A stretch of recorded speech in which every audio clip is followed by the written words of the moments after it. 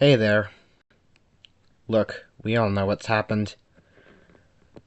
We all know that the worst has come to pass. This may be the first time on this creaky half-decade-old channel that I've come out and talked directly to you, the viewer, about a real-life event. And if for whatever reason you don't know what I'm referencing, you'll figure it out soon enough.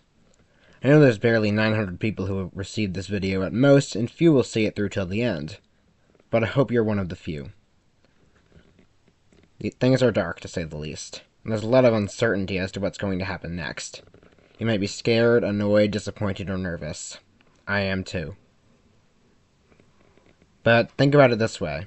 You're still standing. You're still here. Look around you. The world doesn't seem to have changed, does it? Because the truth is, until the sky turns red in a nuclear winter, until the world is out of sight, there's still hope. Even in a situation where there's little hope for change, what makes pessimism a better option than hope? Even when hope doesn't solve anything, pessimism won't solve anything either. So even when the light is dim, why hide from it? But here's the thing. There's still hope anyway. But before I explain that, I must address the ideology of, it doesn't affect me. First thing, considering the magnitude of this situation, it probably does affect you. But second of all, not caring about this issue because you aren't directly affected is disgusting to the highest degree. The repercussions of this event may ruin the lives of millions of men and women. Millions. And these people are still people, just like you. They feel pain, they have conscious minds, they think, they breathe, and they can feel love and emotions. Just like you. They could be you. And in a way, they are a you. If you watch the protagonist theory, which you probably haven't, you'll know the significance of the word protagonist. No one person is the protagonist of the world.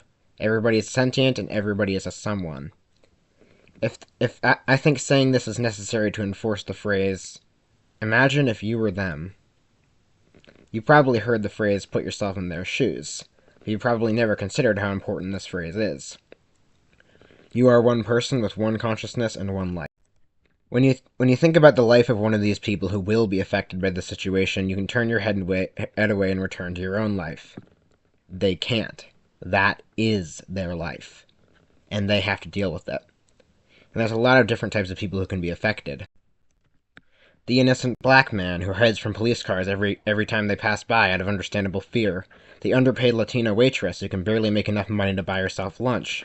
The aging couple who can't afford health care. The ICU nurse in Detroit who is having her money taken from her by the hospital administration. The boy from the Puerto Rican family who was born in the U.S. and just wants to make an easy life when he grows up. The lesbian couple who wants to get married but quickly for financial reasons. The Mexican-American medical school student who is drowning in his student debt.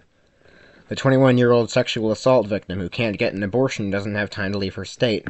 All of these people are no less people than you. Life is not some kind of computer game where you can walk around firing at anyone you like, where you're the only conscious being in a sea of mindless NPCs who walk around on their set paths and scripts. You are no more or less important or alive than anyone else. Empathy is one of the most important functions of society and keeps it together. Without empathy, we would be wild animals again. All the worst people in the world suffer from a lack of empathy. By saying you don't care about this issue because it doesn't affect you is putting you on the same path as some kind of Eastern European dictator. Anyway, I'll digress on that. Back to hope. Think about this. Even if everything is going wrong here, the entire world hasn't gone wrong. No matter what happens, you can probably rely on things still going well in Scandinavia. Anyway, you are powerful, no matter who you are. Strength is not a matter of how tall you are, or how much you can bench press, or if you can beat up John Cena or not. Strength is the ability to persevere despite a disadvantage, not the presence of an advantage. And that brings me to one of the most important subjects at hand. I'm aware that, considering the content of this channel's earlier days, the majority of my 850 or so followers are male. But I must say that female empowerment is extremely relevant here. To the dozen or so female viewers of this video, I want to let you to know that what has occurred has nothing to do with the power of the female sex. Nothing whatsoever. This was one contest, one test, one battlefield. A battlefield lost in a war that women will ultimately win. Men want you to be short-sighted. Men want you to lose hope. When, in reality, there's nothing wrong with you. You don't just have a chance at overcoming men. You already have overcome them. From the beginning, women have been more powerful inside. The only thing that holds you back is society. It's a rigged game, but you can still win it. Just like Mother Nature, when they burn you down, you rise again, as nature intended. Because don't fall under the illusion that nature or the universe or reality intends women to be subordinate. Men have given the human female the bounds and ropes to hold her back, and nature has given her the chisel to cut them away.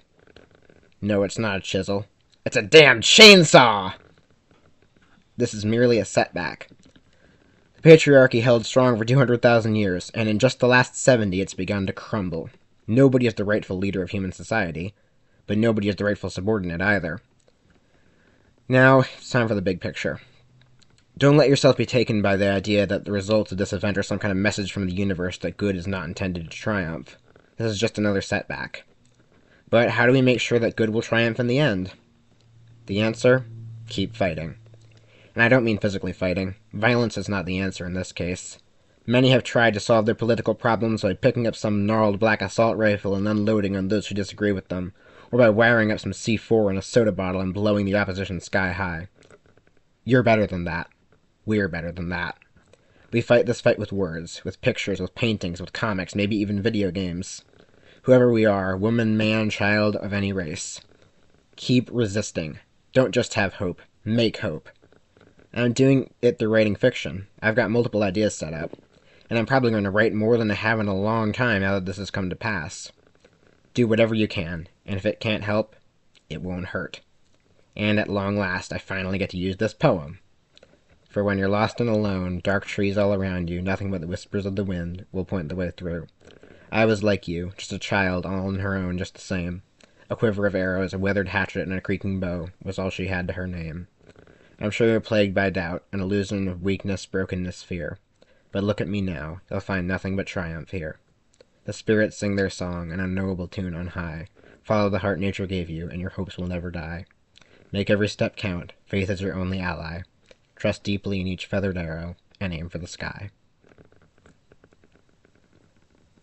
So let me ask you a question. Are we going to survive this?